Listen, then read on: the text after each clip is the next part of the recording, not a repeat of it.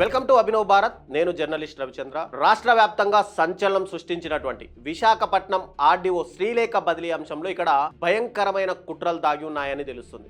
అయితే విశాఖ ఆర్డీఓ శ్రీలేఖ బదిలీకి ఇక్కడ ప్రధాన కారణం ఏంటి, ఇందులో దాగున్న కుట్ర ఏమిటి, ఈ ప్రశ్నల చుట్టే ఇప్పుడు మొత్తంగా ఏపీ రాజకీయాల్లో సందేహాలు కూడా తలెత్తుతున్నాయి. అయితే ఇక్కడ విశాఖలో 350 కోట్ల విలువైనటువంటి 60 ఎకరాల ఫ్రీ హోల్డ్ భూమిని సొంతం చేసుకోవాలని చెప్పి ఇక్కడ ప్రముఖ ఐఏఎస్ అధికారి ముద్దాడ రవిచంద్ర ట్రై చేస్తున్నారా?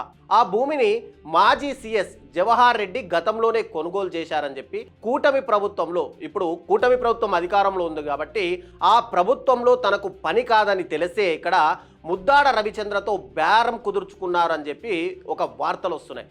దీనికోసమే రవిచంద్ర తన సమీప బంధువు అయినటువంటి భవానీ శంకర్ని ఇక్కడ విశాఖ డిఆర్ఓగా పంపినట్టు కూడా తెలుస్తుంది. ప్రస్తుతం ఇక్కడ ముద్దాడ రవిచంద్ర సీఎంఓలో పనిచేస్తున్నారు. ఇక జవహర్ రెడ్డికి చెందిన భూముల ఫ్రీ హోల్డ్ పనిని ప్రస్తుతం అక్కడ ఉన్నటువంటి ఆర్డీఓ శ్రీలేఖ ఒప్పుకోరని తెలిసి, కాబట్టి ఎలాగైనా సరే ఆమెను అక్కడి నుంచి పంపించేందుకు పనిగా పెట్టుకొని ఇక్కడ డిఆర్డీఓ కొన్ని రకాల పనులు చేస్తున్నారని చెప్పి ఒక రకమైన ఆరోపణలు వస్తున్నాయి. అయితే ఇదిలా ఉంటే గతంలో పనిచేసిన ప్రతి చోట కూడా అక్రమాలకు పాల్పడడంతో ఎక్కడా పోస్టింగ్ దక్కనేటువంటి భవానీ శంకర్ గత ప్రభుత్వంలో సీఎంఓలో తన దగ్గరే పెట్టుకున్నారు సీఎస్గా ఉన్నటువంటి జవహర్ రెడ్డి.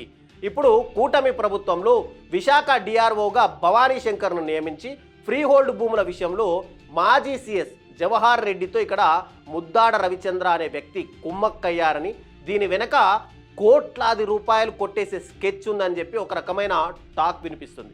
అయితే 350 కోట్ల విలువైన భూమి విషయంలో సీఎంఓలో పనిచేస్తున్నటువంటి ఒక ఐఏఎస్ అధికారి ఇన్వాల్వ్ అవుతుంటే సీఎం చంద్రబాబు లోకేష్లకు తెలియకుండా ఉన్నారా అన్నది ఇక్కడ క్వశ్చన్.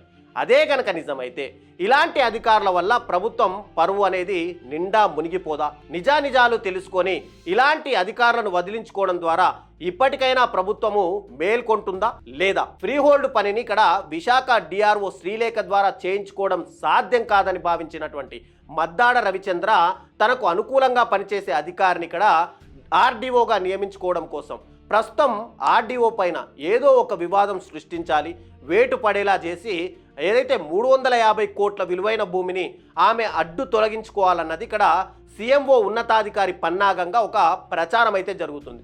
కూటమి ప్రభుత్వంలో అక్రమాలకు తలొగ్గకుండా పనిచేయాలనుకునే అధికారులకు దీన్ని ఒక గుణపాఠంగా చూడాలనే వాదన కూడా రాష్ట్ర రాజకీయాల్లో వినిపిస్తుంది.